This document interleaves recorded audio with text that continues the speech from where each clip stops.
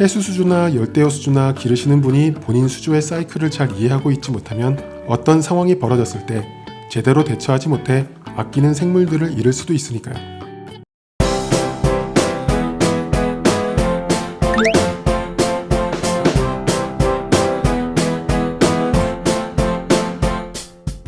안녕하세요. 이번에는 지난번 여과 사이클 영상에 이어서 파트 2 질산염의 제거에 대해서 알아보겠습니다. 아래에 링크되어 있는 여과 사이클 첫 번째 영상에서 보셨듯이 수조 내 배설물이나 더러운 물질들은 여과 박테리아에 의해서 암모니아, 아질산, 질산염의 과정을 거쳐서 질소로 분해돼서 날아가 버리죠. 그런데 암모니아나 아질산은 물속에 산소가 많이 녹아있는 수조 내 환경에서 활발하게 분해되는데 질산염은 산소가 없는 공간에서 잘 분해되기 때문에 결국 수조 안에는 질산염만 쌓이게 되는 것이 문제가 되죠. 질산염은 소량일 때는 물고기에겐 크게 영향을 미치지 않지만 새우나 산호 등의 무척 추동물에는 영향을 주고 너무 많아지면 결국 물고기도 건강이 악화돼서 서서히 죽어가게 됩니다.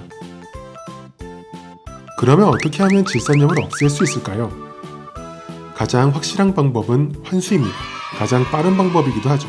그런데 아시다시피 좀 힘들죠. 그리고 환수 없이 질산염을 제거하는 방법은 일반적으로 열대어 수조라고 불리는 담수어항과 산호와 해수어를 키우는 해수어항에서 원리는 같지만 방식은 조금 다릅니다. 먼저 열대어 어항에서는 비교적 쉽게 질산염을 없앨 수 있는데 그것이 바로 수초입니다. 채소를 키울 때 거름으로 가축의 배설물을 이용하는 것처럼 식물 성장에는 동물의 배설물이 도움이 되죠. 그것과 마찬가지로 수초는 물고기의 배설물을 먹고 사는 셈이죠. 그래서 수초왕의 질산염 수치는 굉장히 낮거나 없는 상태가 됩니다. 수조의 미관을 해치는 이끼도 식물이라서 질산염을 먹고 자라는데 수초는 관상용이지만 이끼를 관상용으로 키우시는 분은 없죠.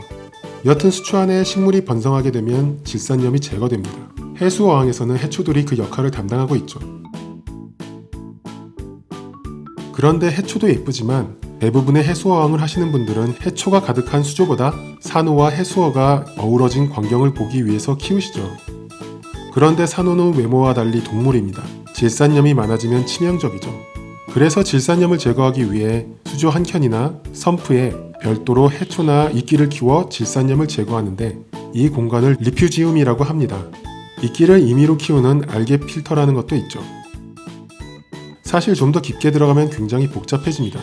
해수의 경우는 산호는 식물성 박테리아와 공생을 하기 때문에 질산염이 아예 없으면 오히려 성장에 방해가 되기도 하고 수많은 요소들이 작용을 하죠.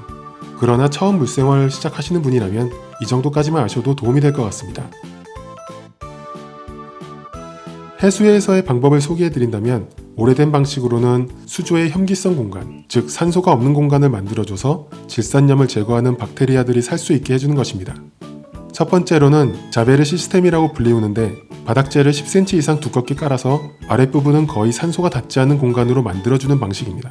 그렇지만 어떤 이유로 바닥재가 뒤집어지면 쌓여있던 유기물이 대폭발해서 수조가 초토화되는 문제로 요즘은 거의 쓰고 있지 않죠. 두 번째는 베를린 시스템이라고 하는데 일반적인 여과제는 수류가 잘 통하게 되어 있어서 산소 공급이 원활하기 때문에 무산소 공간이 존재하기 어렵지만 라이브락 등을 쌓아서 여과제 대신 라이브락 안에 박테리아들이 암모니아, 아질산, 질산염을 분해하는 방식입니다. 그러나 이 방식도 수류를 잘 조절해 주어야 하고 물고기 수가 조금만 많아져도 사이클이 무너지기 쉽고 라이브락에서 히치하이커가 나오거나 하는 등의 예기치 않은 문제들이 발생하기도 해서 현재는 사용하는 분들이 많지 않은 것 같습니다. 요즘은 해수어항에서 질산염을 없애기 위해 훨씬 많은 방식이 개발되어 있는데요. 암모니아 단계에서 흡착을 해서 줄이거나 활성제 같은 것을 넣어서 질산염 분해 박테리아를 임의로 폭발 번식시키기도 하죠. 해수어를 좀 하신 분들이라면 들어보셨을 카본소스 도징법, 제오비 시스템, 아쿠아 포레스트 시스템 등등 개발한 회사에 따라 다양한 이름의 질산염 제거 시스템이 있습니다. 짧은 영상으로 이것을 다 설명하기엔 무리인 것 같고요. 어쨌든 인위적으로 증식해서 질산염을 분해하고 죽은 박테리아 사체들은 스키머라는 장비를 통해서 걸러지게 됩니다. 만일 죽은 박테리아들을 걸러내지 않으면 그 죽은 박테리아가 다시 암모니아로 분해되고 결국 질산염이 더 쌓이게 되죠. 그래서 해수에서 박테리아를 이용해서 질산염을 제거하는 방식에는 성능 좋은 스키머가 필수로 필요합니다. 이와 비슷하게 담수어항에는 질산염 분해 박테리아를 활성시키는 몇몇 종류의 활성제가 있는데 많은 분들이 효과를 보고 있지만 상품의 광고가 될까봐 알려드리지는 않겠습니다. 참고로 해수는 소금을 포함해 다량의 물질들이 녹아있어서 버블이 잘 생기므로 스키머로 수존의 단백질을 제거할 수 있지만 담수는 버블이 생기지 않으므로 스키머가 소용이 없습니다. 여튼 해수어항에서 질산염을 없애는 방식은 박테리아를 임의로 활성화시키기 위해 주기적으로 첨가제를 넣어줘야 되는데 이것을 도징이라고 합니다. 조금이라도 양의 변동이 있으면 수조에 문제가 생길 수 있어서 정확히 주기적으로 정량을 넣어주는 장비, 즉 도징 장비가 필요하게 되고 스키머 등 이것저것 설치되면서 해수 수조는 복잡하고 비용이 어마어마하게 들어가게 되는 것이죠. 질산염을 제거하는 부분을 짧게 설명드렸는데 세부적으로 들어가면 거의 생물학 논문 수준이 되어버립니다. 그래서 해수 수조 하시는 분들은 공부를 많이 하셔야 되죠. 해수 수조나 열대어 수조나 기르시는 분이 본인 수조의 사이클을 잘 이해하고 있지 못하면 어떤 상황이 벌어졌을 때 제대로 대처하지 못해 아끼는 생물들을 잃을 수도 있으니까요.